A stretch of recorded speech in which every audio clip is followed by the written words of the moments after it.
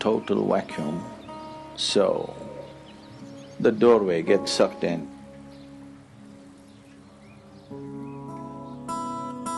Another way of opening the third eye is you contain everything inside. The first way of doing is the best way of doing.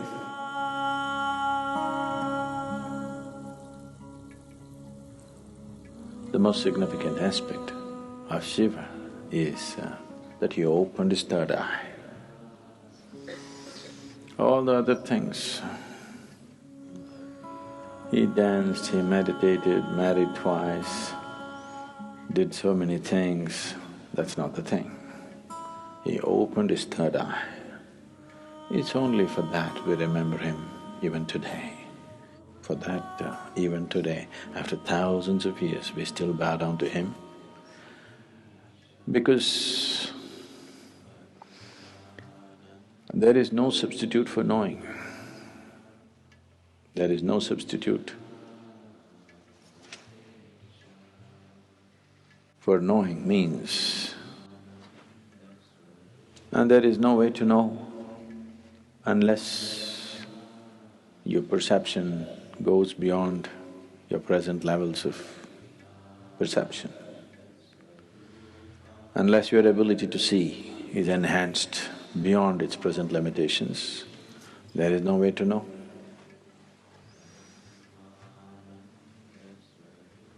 To know is to be free. So, Shiva is significant for us not because he's wrecked in Himalayas, not because he played with snakes, not because of this or that, because he opened his third eye. He perceived what most human beings fail to perceive. What is unseen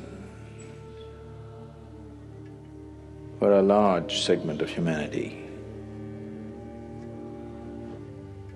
became a normal part of his vision. That's what third eye means.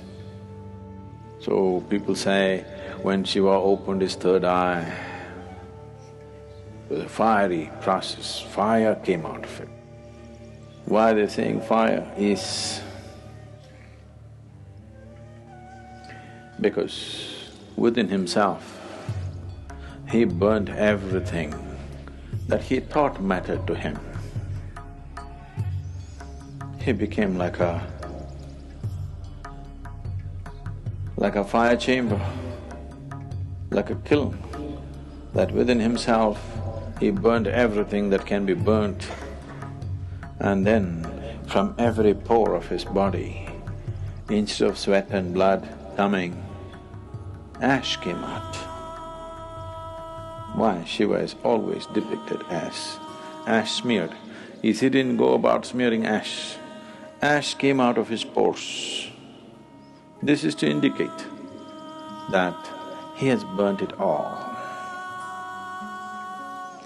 He has burnt every shred of ignorance, everything that one believes as true, he burnt.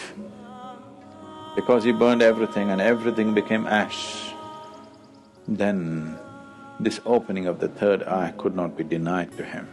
When it opened, people saw fire because the inner chamber was burning. There are two ways of opening the eye.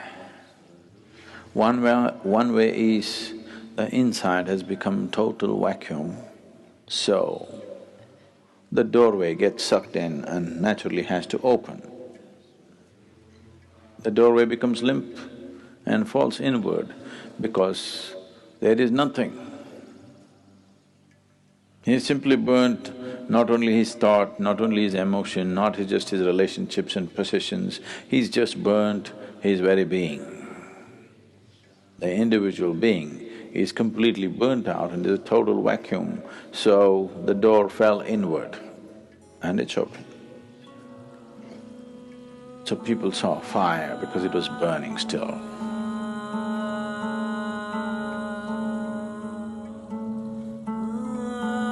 Another way of opening the third eye is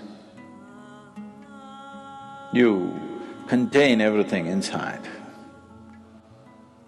Everything is contained. You did not find any expression for your thought, any expression for your emotion, any expression for anything. You could not even utter a word. See, if you remain silent for 4 days, on the 5th day, you feel like singing suddenly. If you don't know how to sing, you want to howl like a wolf. Huh? Because you want to let go. You didn't let go anything, so much pressure built up, and this door got knocked open from inside. This is another way to do it. The first way of doing is the best way of doing, because if you open it by building pressure, it opens up today and again tomorrow it may just shut itself.